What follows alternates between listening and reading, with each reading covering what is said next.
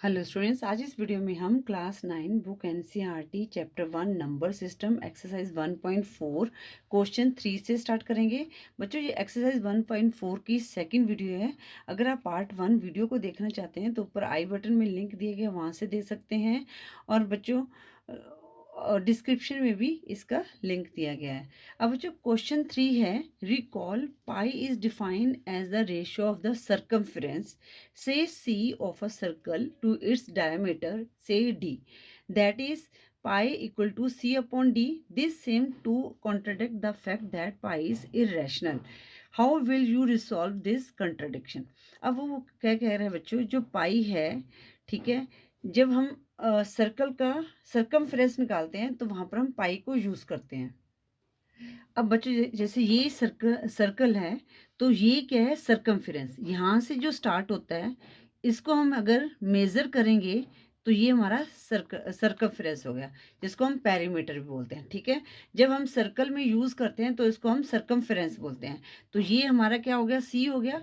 और जो ये बीच में एक रेडियस है, ये हमारा क्या है, डायमीटर। ठीक है, तो जब भी हमने सर्कमफ्रेंस निकालते हैं सर्कल का, तो हम उसको कैसे लिखते हैं, पाई डी, मतलब पाई मल्टीप्लाई डी।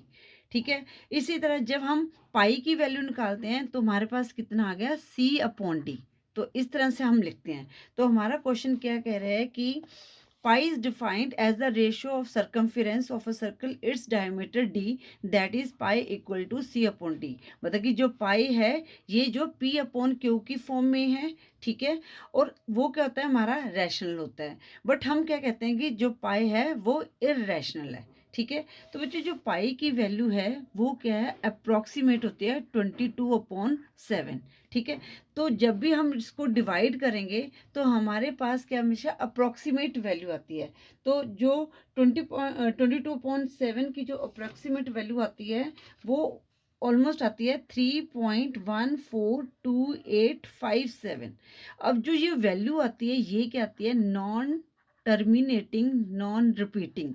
ठीक है, ना ही इसमें कोई ये इसका ना तो टर्मिनेट होता है, ठीक है, इसका रिमाइंडर रहता है, और ना ही रिपीट होता है। तो क्या आती है, non repeating.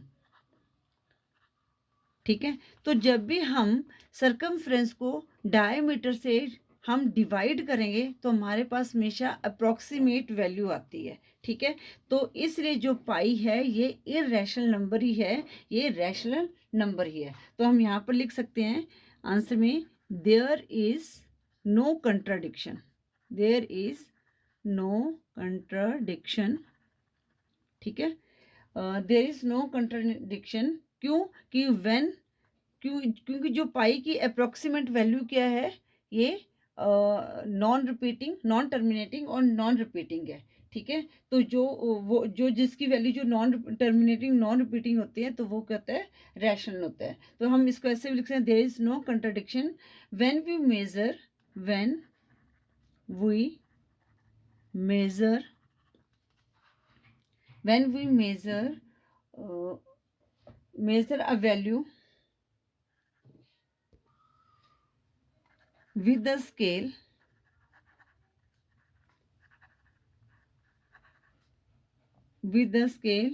we obtained approximate value, so pi is an irrational number, irrational। ठीक है ना, इस तरह से भी लिख सकते हैं। तो पाई क्या है, हमारा एक इररेशनल है। आई होप क्वेश्चन 3 भी आपको क्लियर हो गया होगा।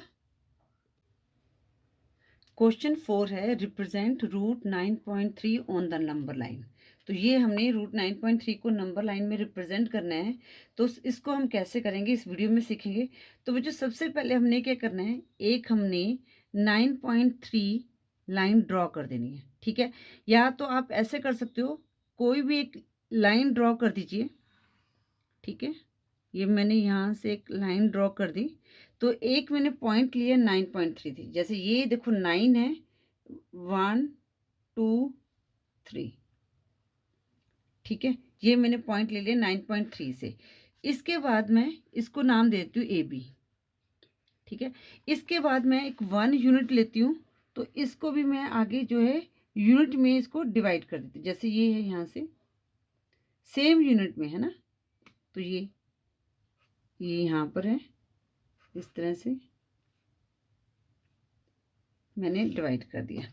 यहाँ पर ले दिया इसको 1 2 3 4 5।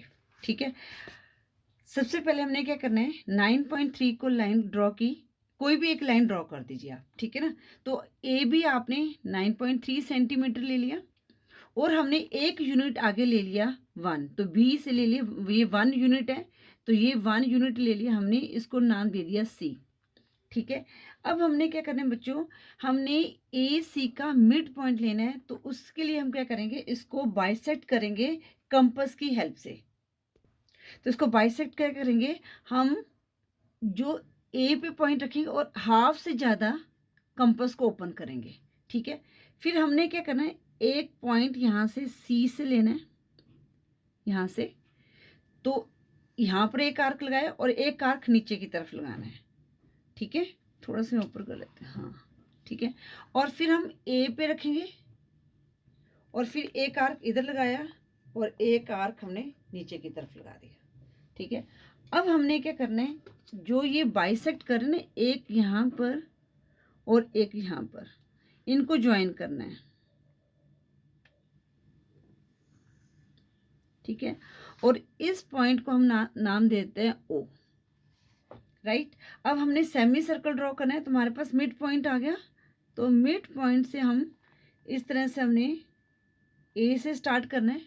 ठीक है ना, ए से, ये देखिए ये मैंने स्टार्ट किया ये इस तरह से, और ये हमारा सी पे एक हमने सेमी सर्कल ड्रॉ कर दिया।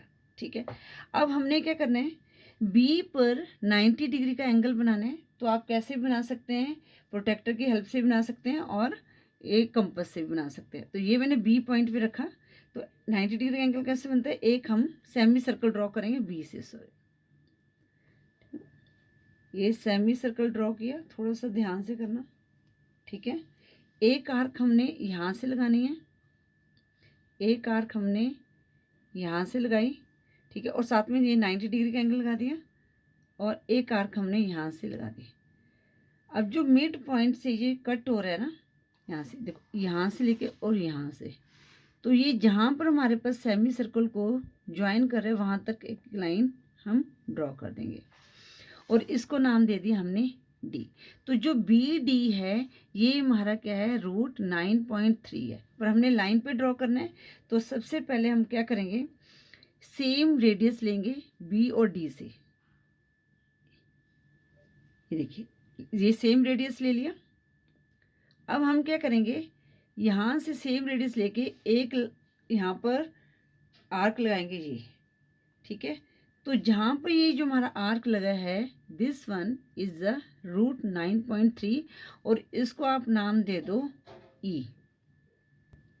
तो जो ओ ई है ये हमारा क्या आ गया, रूट 9.3। ठीक है बच्चों, इस तरह से हम जो रूट 9.3 या 9.4 जितना भी होगा उसी तरह से हमने ये इसको इस तरह से ड्रॉ करना होता है नंबर लाइन में। तो आप, आई होप ये क्वेश्चन आपको समझ आ गया होगा और आप इससे कोई भी क्वेश्चन को ड्रॉ कर सकते हैं। अब हम करते हैं क्वेश्चन 5। बच्चों क्वेश्चन 5 है, rationalise the denominator of the following.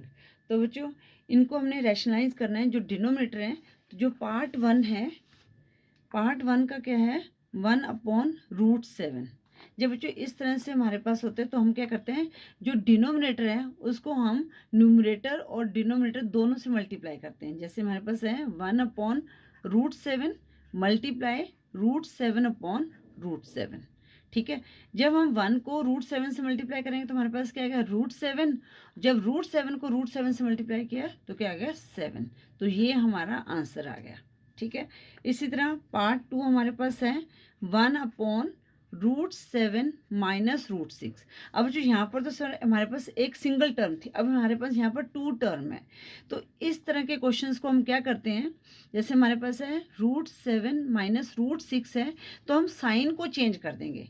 ठीक है, साइन को चेंज करके जैसे यहाँ पर √7 प्लस √6 आ गया, तो उसी को हम क्या करेंगे, डिनोमिनेटर से मल्टीप्लाई करेंगे।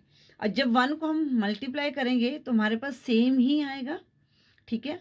अब बच्चों यहाँ पर हमारे पास क्या लगाएंगे, आइडेंटिटी लगाएंगे। तो यहाँ पर क्या है, इसको सपोज ए और बी मान लेते हैं। तो ए माइनस बी, ए प्लस बी, तो ये ए माइनस बी और ए प्लस बी किसकी आइडेंटिटी हुई, ए स्क्वायर माइनस बी स्क्वायर। तो सीधा हमने यहाँ पर √7 स्क्वायर लिख दिया माइनस √6 स्क्वायर लिख दिया। अब √7 प्लस √6 सेम आ गया। √7 का स्क्वायर कितना आया, 7 माइनस, और √6 का स्क्वायर क्या आया, 6 आया। अब हमने 7 में से 6 को माइनस किया, 1 आया। तो हमारा आंसर क्या आ गया, √7 प्लस √6 आंसर आ गया पार्ट 2 का। अब हम करते हैं पार्ट 3। पार्ट 3 है 1/√5 प्लस √2। अब हम यहाँ पर भी सेम √5 प्लस √2 मल्टीप्लाई, अब साइन चेंज हो जाएगा, यहाँ पर प्लस था तो यहाँ पर माइनस हो जाएगा, अपॉन √5 माइनस √2। तो 1 से मल्टीप्लाई करेंगे तो हमारे पास क्या आएगा बच्चों, सेम आएगा √5 माइनस √2 अपॉन, अब यहाँ पर आइडेंटिटी लग जाएगी क्योंकि a plus b, a minus b, तो √5 स्क्वायर माइनस √2 स्क्वायर। तो यहाँ पर √5 माइनस √2 आया और √5 का स्क्वायर 5 आया और माइनस √2 का स्क्वायर क्या आया, 2 आया। तो हमारे पास क्या आ गया, √5 माइनस √2 अपॉन 5 में से 2 माइनस किया तो 3 आया। तो ये हमारा आंसर आ गया पार्ट 3 का। अब हम करते हैं पार्ट 4। पार्ट 4 क्या दिया गया, 1/√7 माइनस 2, ठीक है बच्चों। अब 1/√7 माइनस 2 मल्टीप्लाई, अब क्या करेंगे, यहाँ पर प्लस साइन चेंज हो जाएगा, √7 प्लस 2 अपॉन √7 प्लस 2। 1 से मल्टीप्लाई किया तो हमारे पास क्या है, √7 प्लस 2, और यहाँ पर हमारे पास आइडेंटिटी लगी √7 स्क्वायर माइनस 2 स्क्वायर। तो यहाँ पर क्या आ जाएगा, √7 प्लस 2, √7 स्क्वायर क्या आया, 7, और 2 का स्क्वायर है यहाँ पर 4। तो √7 प्लस 2 अपॉन 7 में से 4 को माइनस किया तो यहाँ पर आया 3। ये फोर्थ का आंसर क्या आ गया, √7 प्लस 2 अपॉन 3। इसके साथ ही हमने एक्सरसाइज 1.4 के सभी क्वेश्चन को सॉल्व कर लिया है। बच्चों एक मैंने नया चैनल स्टार्ट किया है, मैथमेटिक्स एनसीईआरटी। तो इसमें मैं एनसीईआरटी बुक के क्लास 6 ऑनवर्ड से सभी सॉल्यूशन अपलोड करूंगी। तो अगर आप एनसीईआरटी के सॉल्यूशन देखना चाहते हैं तो प्लीज़ मेरे उस चैनल को जरूर सब्सक्राइब कीजिए। मैं नीचे डिस्क्रिप्शन में लिंक दे दूंगी और इस वीडियो के एंड स्क्रीन में भी इसका लिंक मिल जाएगा। Thank you for watching. Next video में हम एक्सरसाइज 1.5 को सॉल्व करेंगे।